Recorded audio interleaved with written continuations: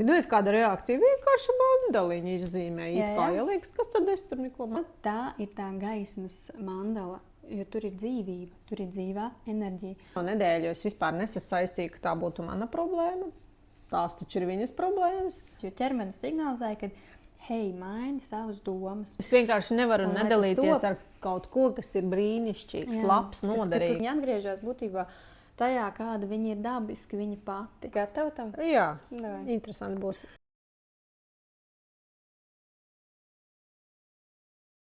Mums ir šodien studijā, kādā studijā, pie manis ciemos, ir ieradusies skaista būtne, kas ir ļoti radoša, manuprāt, no kuras es varu personīgi arī mācīties kaut kādā ziņā, realizācijas ziņā tieši ņemt un darīt, noticēt un tik darīt, kamēr ir reāli padarīts darbs, un tad turpināt darīt, turpināt laist pasaulē un realizēt.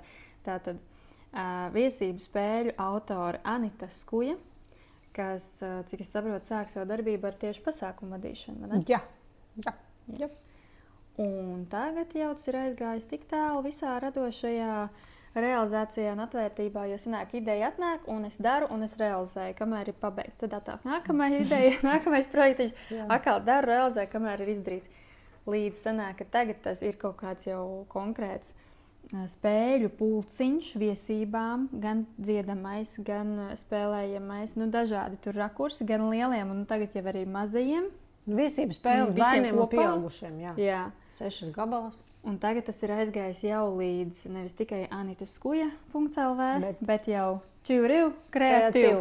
Čivriu kreatīvu, jo es sapratu, ka mani ielikt vienā virzienā nav iespējams. Es rakstu dzejoļus, dziesmas. Kā saka, ja sāk nākt informācija, viņi jāliek lietā. Un tu atceros, ka tu teici, ka klausies, kas man notiek. Man tā kā sāk nāk galvā vienkārši dzejoļi, un uzņēmu viņš pieraksta. Jā, vienkārši tā, kad naktī pa ielu visu.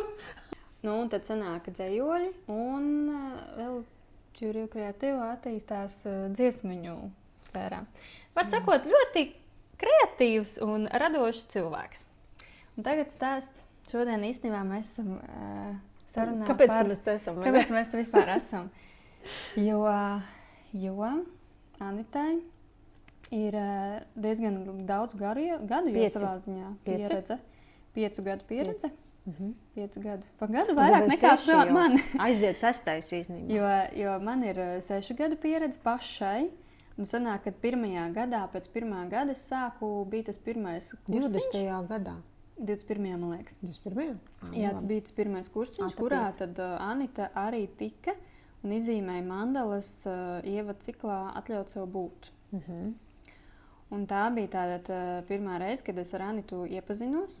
Cik vēl neiepazinos, bet viņa bija kursiņā. Un tad pēc tam kaut kā mēs sākām nākt Anita vēl uz kaut kādiem organizētiem pasākumiem, tā mēs sākām sapazīties vēl tuvāk un tuvāk un tuvāk. Un sanāk, ka šī gadu pieredze ir jau diezgan liela, un esi dažādi izzīmējusies tās mandalas, un kas ir pats interesantākais, ka ļoti daudzi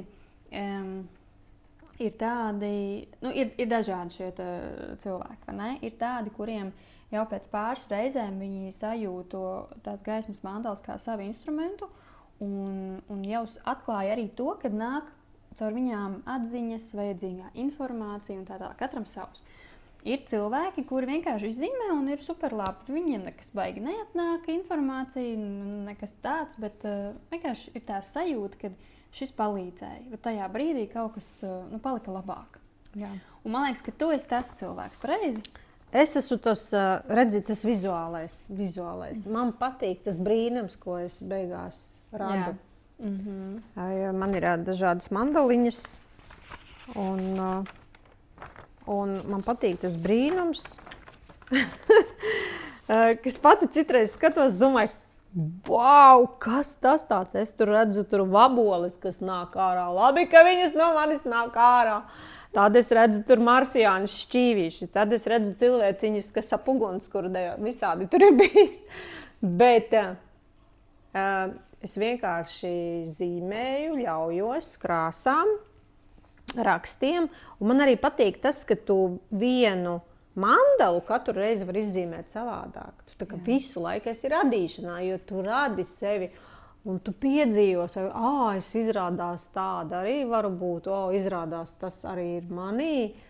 Un, protams, kad galvenā lieta, kad es nomierinos, jo es šo uztveru kā instrumentu, lai tiktu ar sevi galā. Tad, kad es jūtu, ka kaut kas tur sagājas ne tā, vai man ir vajadzīgs mieriņš, tad es ņemu ar nodomu, citreiz bez nodoma.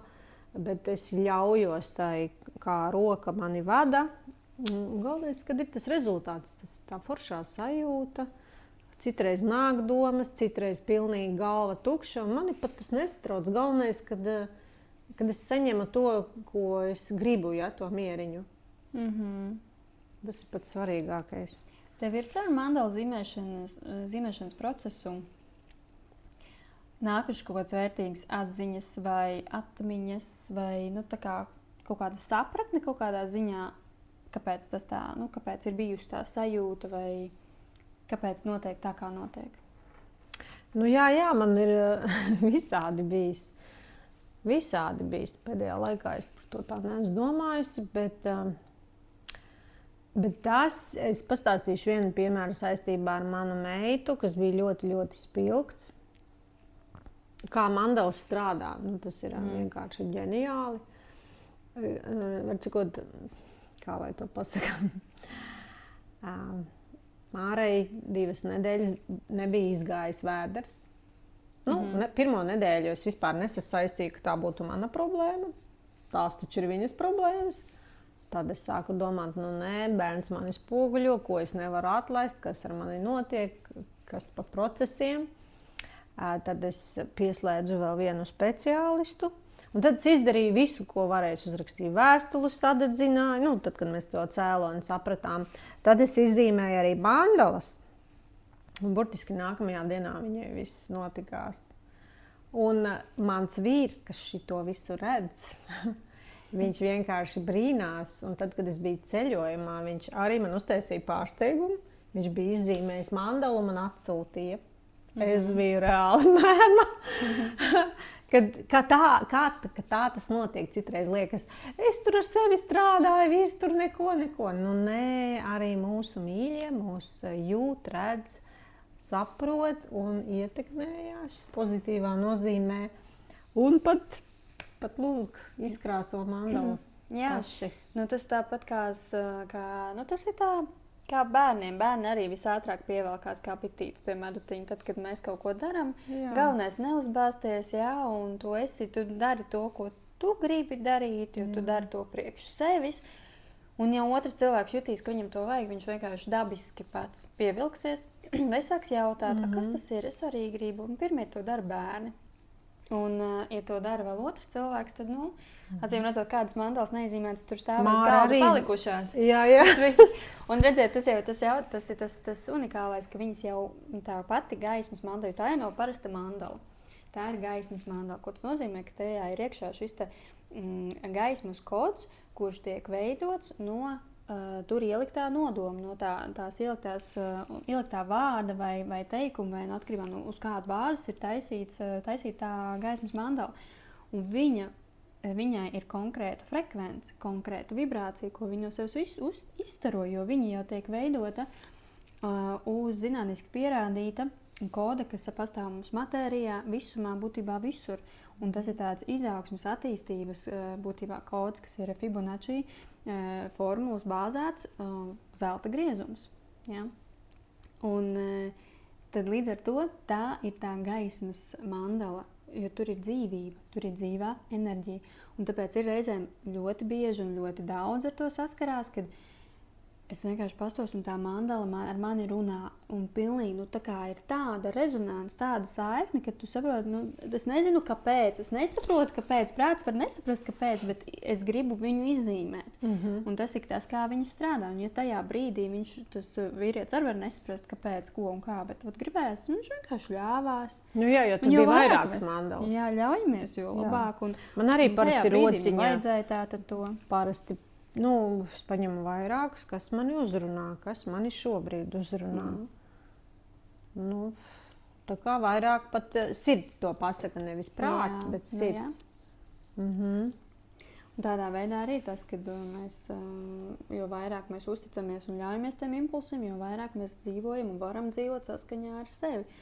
Un jo skaistākus notikumus mēs varam piedzīvot, un jo viņus harmoniskāk varam piedzīvot. Un tā kā paplašināties es, piemēram, atceros, ka sākumā, kamēr tu neesi tajā iegājis, sajūtis tā pa 100%, es teiktu, viņas likt kaut kur tādā redzamā vietā.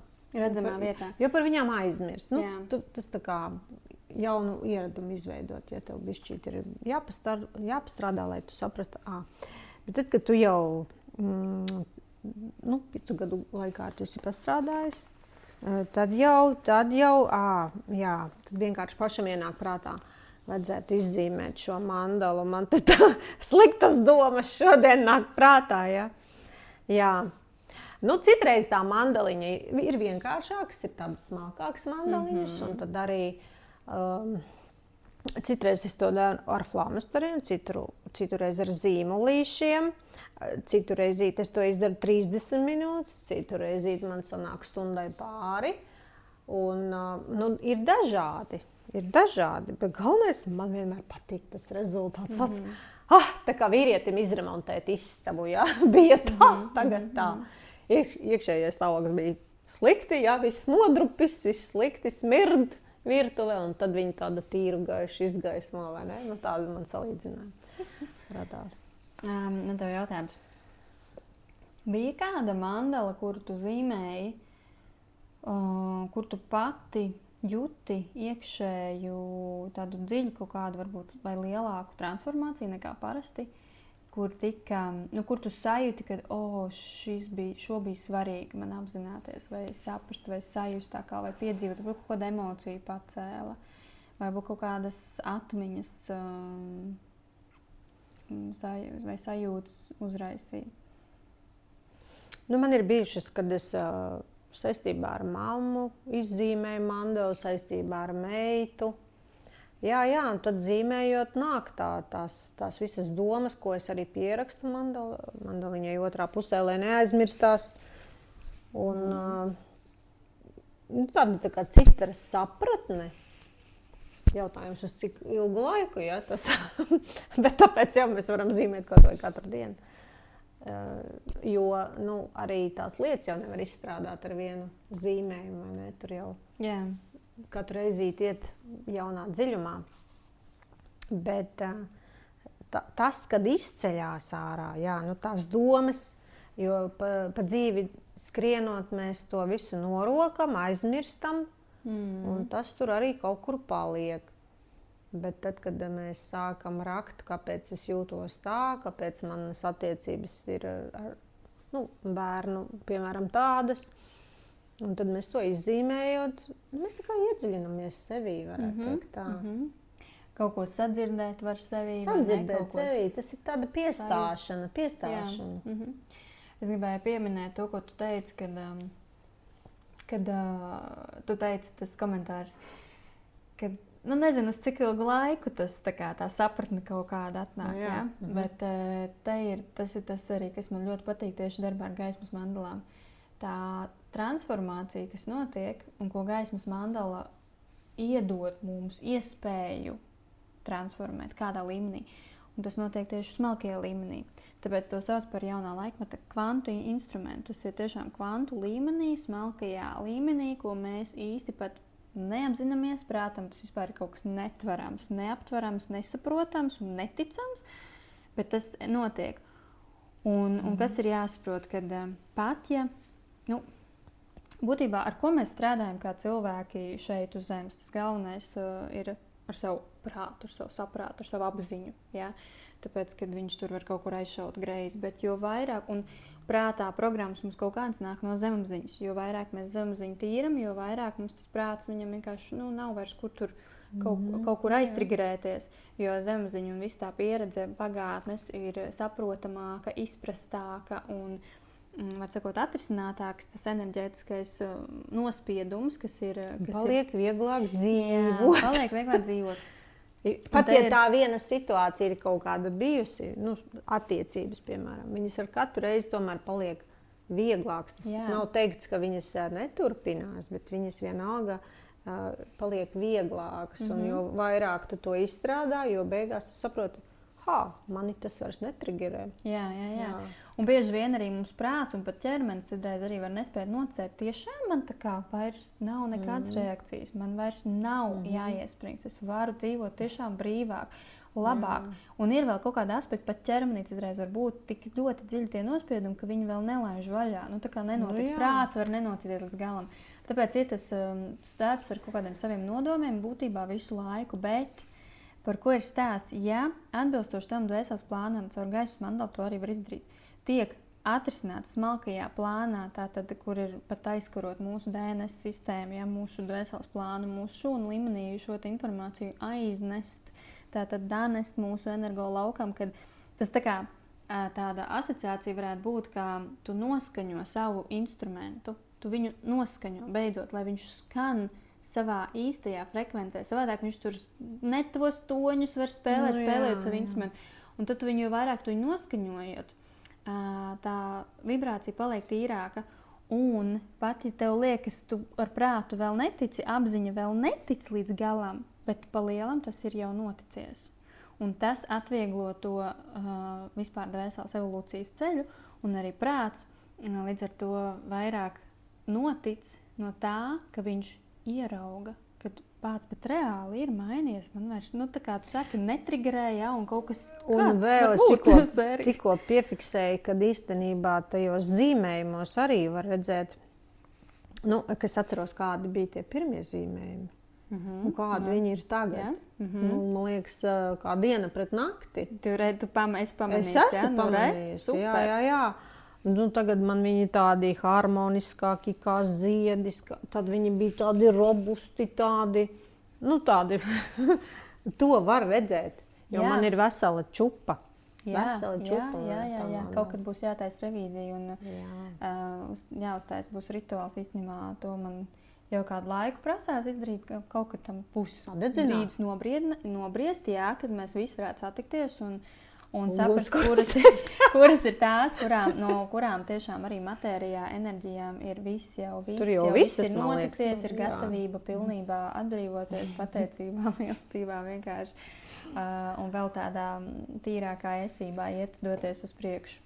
Bet tas ir tas, ko īstenībā, ko pēc tam var pastīties jebkurš, vai ne, un iedot vēl lielāku ticību, kad salīdzināt, kur es biju un kur es esmu tagad. Būtībā ieraugi savu enerģētisko iekšējo stāvokli, kurā tu dzīvojies, kā tu dzīvoji. Arī tās pašas domas, ko tu esi rakstījis. Tu tur vari tagad palasīt un liekas nopietni, ko es esmu domājis galīgi garām. Piemēram, bet tajā laikā man tas bija aktuāli, jo tās visas domas tiek pierakstītas, ja ir tā gribēšana. Ar tagadējo jau izpratni un izstrādātām lietām tas jau liekas tiešām.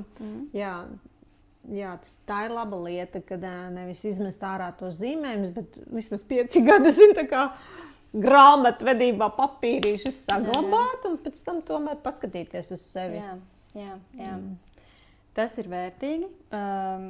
Ir, protams, citreiz gaismas man liekas, tev nebija tāda pieredze, bet man ir bijuši klienti, kuriem ir, viņi izzīmē tās kaut kādas destruktīvās programmas vai tiešām tādu enerģiju, kas, kur jau tur viss iespējamais iekšēji signalizē, gan ķermenis, gan tas sirds impulss tik spēcīgs, kad viss es šo tiešām gribu arī matērijā palaist, un ir tāda varianta, kad uzreiz tūlītēji to mandalu gribās sadedzināt. Es vienmēr saku, un tad es saku, kad mēs tad mandals, šīs gaismas mandals izzīmētās, mēs nekādā gadījumā vienkārši nemetam ārā, neplēšam, jo tā ir dzīva enerģija, tā ir mūsu enerģija, un ar cieņu lūdzu, cieņu pietāti mēs izturamies arī pret šo savu enerģiju, savu resursu.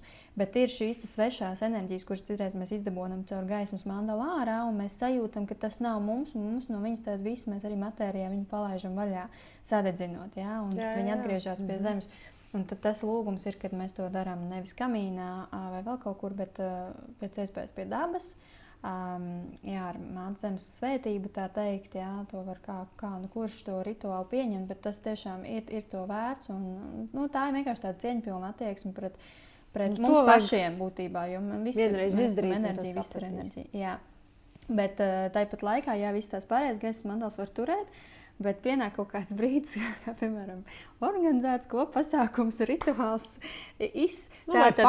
pats ar sevi. Atskatīsimies, kad ir tā sajūta, ka gribās to darīt. Pilnībā. Tas jau arī tas pareizais impulss. Jā. Tā kā tas ir tā vērtīgi. Bet tas, ko tu arī teici, kad atskatīties, kā ir bijis pirms tam, pēc tam, tas ir īstenībā tas, kāpēc es vispār sāku un sapratu, ka šis ir instruments. Pirmkārt, viņš man arī atnāca tāpat nejauši. Otrakārt, es redzēju, kā man viņš palīdz, novērojot, kā man viņš harmoniskāk palīdz iet cauri dažādiem transformācijas procesiem, kur man bija kaut kas jāsaprot, kur man ego lūza, ir ļoti daudz ilūzijas un tā tālāk. Otrs, kad es redzēju, cik pievilkās bērni dabiski, kā es redzēju, cik viņiem ātri un harmoniski viss tas notiekās vienkārši šitā, ja es tur varu, pat dzīves pieredzi viss sakrāts, ar ko jāstrādā. Tad bērniem tas vienkārši ļoti notiek ātri, viņš atnāk nekāds, es iedodu mandalu, viņš vienkārši izīmē kā kurš 2, 3 mandalas, kādam vajag vēl 4. Bija viena meitene, kura 6 izīmēja, un viņai bija un viss, un pēc tam viņa atbrīvojas, viņa aiziet pilnīgi savā, laimīgs bērns, viņa pati, viņa atgriežas būtībā tajā, kāda viņa ir dabiski, viņa pati. Un tur viņai pat nav jābūt izskaidrojumam, kāpēc, ar ko tas bija saistīts, tur nav jābūt šai analīzē vai psiholoģiskai. Tā kā gaismas mandala izdara visu viņas vietā, jā. Viņa, tās gaismas mandalas ir sakārtojuši enerģiju, atbrīvojuši no liekā, aktivizējuši vajadzīgo, viss vienkārši notiekās. Un kā tas notiekās? Reku gaismas mandals, smalkajā laukā viss notiekās. Jo vairāk uzticies paļaujos, jo foršāk tu vari sadarboties un sev palīdzēt. Jā. Tāpēc arī sauc to par pašterapeitisko instrumentu. Un tādā veidā es arī viņu gribu dot un atgādināt, ka tev ir pieejams resurss mājās. Kādas tev tur bija gaismas mandals, tavā fotorītī saglabās? Paskaties, kas tev rezonē visvairāk. Paņem izīmē savu aktuālo tēmu. Jo jebkurā tēmā, jebkurā mandalā mēs varam iedot, starp citu man komentārs par šo mandalu. Tāpēc es to rādu. Jā, tu jau, kad pacēli man uzreiz tā, kur ir tieši tas, ko mēs runājam. Jā, ko man vēl gribēs teikt, pieminēt, ka tas ir tas, kāpēc es sāku, jo es, bērni, un tad man bija pārējie. Es sāku dalīties saviem dombiedriem, iedevu tur vienai meitenei pazīmēt, un pēc kaut kāda laika, pēc kaut kāda gada viņi izīmē vēl kaut kādu mandalu. Un es zinot, kādu ceļu viņi ir gājuši, pa to laiku mēs tā baigi nekomunicējot, bet zinot, kā viņi ar sevi strādājusi, es vienkārši ieraudzīju, kā melns par baltu, kā enerģija ir mainījusies. Un tad es sapratu, ko es spēju ieraudzīt, nolasīt gaismas mandalās, jo tur jau var nolasīt, kā mēs vispār iekšēji jūtamies attiecībās ar sevi, kā jūtās mūsu iekšējais bērns, kā jūtās mūsu iekšējais attiecības ar māmu, ar tēti, kāda ir mūsu ticības aspekts, ticības sev, ticība pasaulē, kāda ir mūsu mīlestības aspekts, mīlestība pret sevi, attieksme vispār pret sevi, kādas mūsu attiecības ar citiem, kā jūtās mūsu ego, kā jūtās mūsu dvēsele, var arī ieraudzīt, kas notiek mūsu astrālajā laukā. Un tas piemērs, ko es teicu par to dombiedru, bija tieši tas, kad vienā mandalā bija reāli, varēja redzēt, kas astrālajā laukā notiekās, un otrajā mandalā jau cik strukturēta ir enerģija viņā plūst cauri. Ir mandals, kurās parāda arī iepriekšējo dzīvu pieredzi vai vispār tādas iestrādes, ko cilvēks ir talants visāds atvērs. Un tur tas stāsts, tas plašums, ko var atvērt, viņš ir nebeidzams. Un katrs, kas atnāk un parāda to savu būtību, savu gaismas mandalām, tur ir reku esi. Tu vari cilvēks jau jūt. Nokomentēt interesanti, vienkārši. Tu vēlies, Jā. Es gatavu tam? Jā, interesanti būs. Tad es apzinos savu vērtību, 5. mandala, tur ir vairākas. 5. centrs, starp citu. 5. centrs. Mandala, tātad tas ir sirds centrs. Jā, ir kāda bildīte. Bērns. Mans iekšējais bērns. Tas priekš visiem. Jo problēmas ar pašapziņu ik pa brīdim visiem uznāk, vai ne? Jā. Nu, lūk, nu tad droši komentēs ļauju. Pagaid, kas bija tas, ko tu pati pamanīji? Jo tev bija tāds impulss, tu man uzreiz rādīji. Es jau redzu, ka kaut ko pamanīju. Es nemāku lasīt mandalas, es tikai tas, ko es saprotu. Jā, bet es ieraudzīju tās bultas, kas vērs uz sevi. Ja? Nu, tad tas vidiņš ir tas centrs. Un es redzu, Anita, paskaties uz sevi, ar tevi viss ir labi. Atceries, kas tu esi. Amazing vienkārši. Tā. Atceries. Amazing. Ak, Dievs, cik amazing. Tieši tas bija tas, ko es tev gribēju teikt, ko es ieraudzīju uzreiz tā mandalā. Jā. Un ko tu pati patiesībā esi spējīgi ieraudzīt un izanalizēt un iegūt sev šo vajadzīgu informāciju. Un tas ir tas arī, ko es aicinu. Kad caur mandlām mums vienmēr atnāk īstenībā kaut kāda informācija. Jautājums, vai mēs viņu dzirdam, vai mums ir tā saikne pietiekami tīra ar sevi, ka mēs varam sadzirdēt, varam sajust. Otrs jautājums, vai mēs varam arī noticēt tam. Un tu jau esi diezgan strādājis, un reku tev jau forši viss, tev jau ir, es teiktu, next level. Tu vari jau sadzirdēt, un reku tev ir arī, un tu pat pareizi iztulkoji. Nu, es tās zīmes redzu tās, es viņas redzu kā bildītes, man viņas tā kā, tev nāk man patīk tas, kad tu zīmē, un tu nedomā, tu vienkārši liec krāsas, tu taisi tos rakstus, bet pēc tam tā kopbilde parādās, un tad, kur ir. Tas brīnums tajā visā man baigi patīk. Tas brīnums, tas message, ko mēs saņemam, un tas radīšanas brīnums, tas pats process, jo, es esmu radītāja, man patīk radīt visu kaut ko no nulles. Un citreiz es pati tā kā saprotu, jūtu, ko man tur grib pateikt. Jā, redz, un tas ir tiešākais jautājums. Tiešākā atbilde, ko tu arī iegūti. Jo tā tiešām ir, jo tās bultiņās tā krāsa koši zaļā, kas tur ir, pilnīgā tas ir iekšējais bērns, un iekšējais bērns tev uz pašu, kurš ir īstenībā pietiekami jau dziedināts, ar viņu viss ir kārtībā, kurš vēlas, es teiktu, drīzāk tā, tavam iekšējiem pieaugušiem vecākam, kurš iespējams vēl kontrolē un grib tur tā vajag darīt, un šitā grib parādīt, bet pasties uz sevi, tu viss ir ar tevi iekšā kārtībā, tā kā novērtē sevi, cik tu esi brīnišķīgs cilvēks, kāds tev ir tas iekšējais nodems patiesībā, tā kā paties, īsts ar augstāko labumu, tā kā ar kaut kādu vēstījumu, jēgpilnu jēgu, teiksim tā, jo tas, ka tu arī tas pašs krāsa gan iekšā, gan ārā, tas, kā tu jūties iekšā, tu dabiski paudu uz āru. Tas, ko tur tas tavs ego tur grib kontrolēt un iespringst, vēl kaut kas nav pietiekami labi, kaut ko vēl vajag, kur ir no sērijas pieprasījums, kaut kāds gaidas. Iekšējais bērns, tur taču pasties, viss ir kārtībā, jo tur ir daži aspekti, kā par sevi, tu tajā brīdī, kad kāds kaut kur sāk iespringt tevis kāda daļa. Tavs aicinājums ir parūpēties par sevi, iedot savam ķermenim. Mums ir mūsu 3 tie aspekti, mūsu psiholoģiskie ego personības aspekti, mūsu iekšējais bērns, iekšējais pieaugušais, iekšējais vecāks. Ja ir iekšējo bērnu viss kārtībā, bet ja tur tagad jāsaprot, vai tas ir iekšējais vecāks vai tas ir iekšējais pieaugušais, to var uztaisīt ar meditāciju, saprast, šo sarunu uztaisīt un saprast, kurš tur kurā pozā sēž, kuram tad vajag to, kurš pieprasa to uzmanību lielāku, un tad saprast, ko viņš vajag, piemēram, ja tā ir kaut kāda, tā kā striktais vecāks, kāda omīte, kura tur rājās un vajag tur tā un šitā, un viņai vienkārši, ja viņai kāds pienāktu aiz muguras, vienkārši pamasētu viņai muguru, kā viņa atslāb. Viņai iedotu to rūpi, ka pa viņu kāds var parūpēties, uztaisīt viņai masāžu, kā viņa atslāb. Viņai vispār vairs nebūtu nekas svarīgs.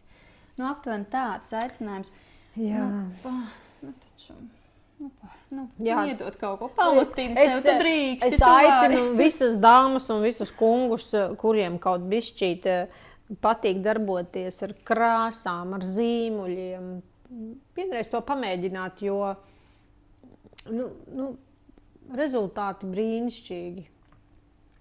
Es esmu arī aizsūtījusi dažu cilvēkus pie līgas, un viņi ir pateicīgi, jo citreiz mēs bakstamies pa dzīvi un nesaprotam, es esmu kaut kādā korķī dzīves, tas iesprūdis. Tu nesaproti, kā no tā tikt ārā, tu esi stresā un tam līdzīgi. Un šīs gaismas mantolas reāli, es saku, tā kā pirmā palīdzība aptieciņa. Kas ir aptieciņa? Must have, ja? Pirmā lieta, kas ir vajadzīga mājās. Tāpēc ir, kā es saku, fundaments, mans radītais mājas aptieciņa. Alternatīvā mājas aptieciņa ir veselības grāmatiņa. Veselības grāmatiņa, Tev viņa ir, vai ne? Arī. Man viņa ir, jā.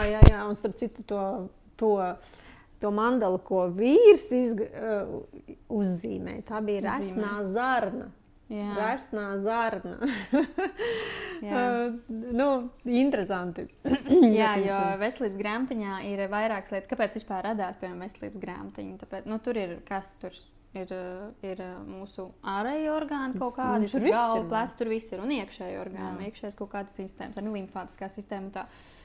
Un kāpēc es to radīju? Tāpēc, ka psihosomātika man ir ļoti tuvu tēma, būtībā jau no skolas laikiem. Tāpēc, ka tad jau es vidusskolā esot, iemācījos pati sazināties savu zemapziņu un saprast cēloni kaut kādai psihosomātiskai problēmai, tad savai kaut kādai slimībai, kas man bija kaitēji, un rast tam cēloni, lai viņu atrisinātu. Jo es sapratu, ka ķermenis runā ar mani. Gudra meitene, nevajadzēja grāmatas lasīt. Nē, es lasīju arī grāmatas, pēc grāmatām es arī tās metodas izmantoju, praktizēju. Man jau tās grāmatas uzrunāja, un es lasot, man tas tikai māja kalvi. Jā, tu atsvaidzini savu zināšanu, savu informāciju, to, ko tu jau iekšēji zini. Un tu liec to praksē un saproti reāli, tas strādā, vai ne? Un tā. Un par cik es zinu, man tā psihosomātika ir bijusi visur. Es visu tikai tā esmu analizējusi un sapratusi, tāpēc, ka es zinu, ka tā ir. Ķermenis ir tendēts iet uz harmoniju, uz balansu. Viņš vienmēr ir tendēts atvesļoties. Pierādīt to var elementāra lieta, kad mums ir pušums, viņš ātrāk vai vēlāk sadzīst. Loģiski. Ķermenis visu laiku atjaunojas, viņš visu laiku ir tajā procesā. Un, ja viņam ir kaut kas, nav ok, nav harmonijā, ir disbalans, tad nāk ārā sūda, nāk ārā pumpas, nāk ārā jauniešiem aknas, tāpēc, ka tiek likta miskaste vienkārši ķermenī. Un ķermenis rāda, ka viņam nav ok, ja viņš nevar atbrīvot un pārstrādāt kaut ko un vienkārši izvedīt caur zarnu traktu, aiziet uz to, tad viņš to dara caur visiem iespējamiem citiem kanāliem. Un tā pati āda ir lielākais mūsu elpošais kanāls. Tu vienkārši sāki runāt par tiem pusaudžiem, un es atcerējos pusaudžus gadus. Man bija tādi strutu kunkuļi, kuriem nebija gala, vispār tas bija kaut kāds murgs. Un ja es, kā saka, ar tagadējo prātu zinātu, ka tas ir daudz lielā mērā atkarīgs arī no uztura, ja? Jo mēs dzīvojam laukos, kartupeļi, biespiens, var sakot tādi produkti. Un es baigi mocījos tos pusaudžu gadus, baigi. Un ar aizcietējumiem mocījos.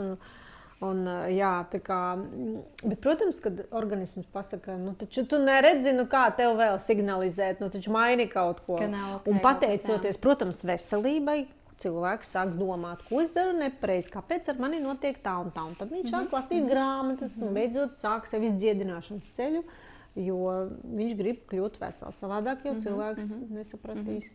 Jo tā visa būtība ir darbam ar sevi, kad atjaunot saikni ar sevi. Jo tad mēs īstenībā sajūtam, ko es patiesībā gribu ēst, ko mans ķermenis dabiski vēlās ēst.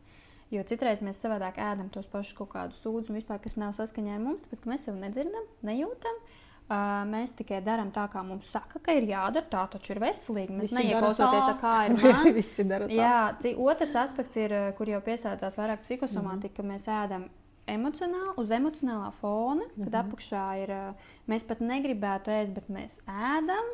Tāpēc, ka vienkārši ir tā emocija un gribās viņu kaut vai vienkārši noēst, lai atjaunot savu iekšējo balansu. Tāpēc tas balans ir nevis tikai ķermenis, viņi tiecās, visu mūsu būtība tiecās, visu mūsu smalkais energo lauks, tad arī emocionāli mēs tieksimies vienmēr pēc iekšējā balansa. Tāpēc, ja ir katliņš pilns, viņš jau burbuļo, jau vārās. Protams, ka vienā brīdī tā šļakats ies pa gaisu, jā, tāpēc arī emocionāli mums pilnīgi dabiski brīžiem ja ir noturēts par daudz, tad vienā brīdī ir vienkārši vulkāna izvirdums. Un tas ir tas, kad mums dabiski gribās to balansu atjaunot, atgūt. Un ja mēs to apzināti nedarām un neliekam, nezinu, ja ir, piemēram, ļoti karstasnīgi iekšējais, tā kā aizrautība, tā Marsa enerģija saucamā, ja, tā uguns iekšējā deksme, ja viņa netiek izliekta realizācijā vai sportā, riktīgi noskriet, kaut kā viņa dabūta ārā, tad viņi tur krājās, tad mēs liekam ārā neapzināti vienā brīdī. Pirmkārt, mēs liekam arī paši sevi, ja, ka mēs uz sevi liekam nos, ka mēs kaut ko neļaujam sev, nedaram to, ko mēs gribam. Otrs jau tad, kad mēs jau sākam vienkārši uz citiem likt to visu ārā. Un tad kas čakarējās? Attiecības čakarējās. Pirmkārt, sačakarēts attiecības pašiem ar sevi, jo mēs sev nedzirdam, neieklausamies. Un tad jau mēs sākam čakarēties sevi. Tāpēc, ja nav foršas attiecības ar citiem, vai ar pasauli kopumā, ar kaut kādām dažādām sistēmām un tālāk, kādas attiecības man pašai ar sevi ir? Tādā ziņā. Un tad tur var jau tādā veidā arī šķetināt vaļā, var sekot paralēli ar visu strādāt, visus smalkajos līmeņos. Tā sevis mīlēšana, tas jau vispār tāds. Tēma. Ļoti svarīga tēma. Svarīga, jā. Kā tas ir sevi mīlēt, jā? Pamats būtībā tēmas, kas ir sevi jāizstrādā, ir mīlestība pret sevi un ticība sev. Ja to mācītu skolā, būtu baigi labi. Nebūtu tādu problēmu pēc tam. Un tagad tā. Bet, Anita, paldies tev par dalīšanos savā pieredzē. Paldies par visiem cilvēkiem. Paldies par visiem cilvēkiem, kas ar tevi ir atnākuši un kas iet plašumā, lai notiek. Jo es zinu, ka tu esi arī dāvinājusi un dalījusies ar citiem. Es vienkārši nevaru nedalīties ar kaut ko, kas ir brīnišķīgs, labs, noderīgs. Ka tu zini, ka var noderēt. Jā, protams. Es sāku stāstīt, pabeidzot. Es sāku stāstīt par veselības grāmatiņu. Kāpēc viņi vispār ir fundaments? Fundaments, manā izpratnē, ka tas viņi tā sauc, un tiešām tu kā must have vienmēr, ja nav, tad kāpēc ir par psihosomātiku runāju, ja? Tāpēc, kad kad sāk zīmēt mandalas, kaut kādu tēmu, viens kas sāk rēģēt, ir ķermenis. Kaut ko mēs sajūtam, kaut kas sāk iesāpēties, ja kaut ko zīmēt, ir tipiski, ka mēs aizķeram kaut kādas sev, tiešām būtiskas tēmas. Tad, ir bijuši gadījumi, kad pēkšņi cilvēks jūt, kad zīmējot sāk celties temperatūra, sāk palikt slikta dūša citreiz, un vēl kaut kas sāk sāpēt galva, vēl kaut kas. Tas nav tāpat vien. Mēs it kā uzceļam kaut kādu lietu, bet tāpat laikā mēs varam iedot iespēju viņu uzreiz, viņu tā kā dabūt to enerģiju, kas tur ir iesprūdusi. Mēs tā kā caur gaismu izgaismojam to, kas mums ir jāizgaismo, jo vienmēr viss notiek atbilstoši tam dvēseles plānam, kam tu esi gatavs. Jā. Mēs izgaismojam, tad ir jautājums, ko tu dari tālāk, un tad ir tā iespēja to līdz galam, to enerģiju dabūt no sevis ārā. Un tāpēc ir šī veselības grāmatiņa, kur tātad, ja mums kaut kāda konkrēta ķermeņa daļa reaģē, tad mēs nevis jau visi tur baigi māk sevi izanalizēt un tā tālāk, bet var paņemt to konkrētu ķermeņa daļu, caur gaismas mandalu izīmēt. Ko tas dod? Pirmkārt, varēs redzēt uzreiz, kad viņa krāsa atšķirās. Ne visiem, bet ir, kam tiešām ļoti tur iznāk visas programmas, tur pat smalkajā laukā var redzēt visas destruktīvās piesaistes un tā tālāk. Var tur citreiz pat astrālais lauks ļoti labi gaismojas ārā. Tas viss nāk ārā, un ļoti bieži caur to zīmēšanas procesu arī var saprast, ar ko tas ir saistīts un dabūt tās sev atbildes. Kas ir tas, jo ķermenis signalizē, ka maini savas domas, maini savu attieksmi. Un tad jautājums par ko? Un tas ir veids, kā var iegūt šo atbildi. Es stāstot atcerējos, es gan neatceros, kuru mandalu es zīmēju, bet es atceros, ka man vaigi kļuva tik sarkana, es pilnīgi degu. Un to es pēc tam pierakstīju, kas ar mani notika. Es kādu reakciju vienkārši mandaliņu izzīmēju. It kā liekas, kas tad es tur neko mandaliņu izzīmēju. Bet kā tas ķermenis un kā tas tomēr patiesībā, cik spēcīgi tas paņem. Tas ir tas smalkais lauks, kā tas strādā. Jā. Un galvenais prasīt to norēģēt.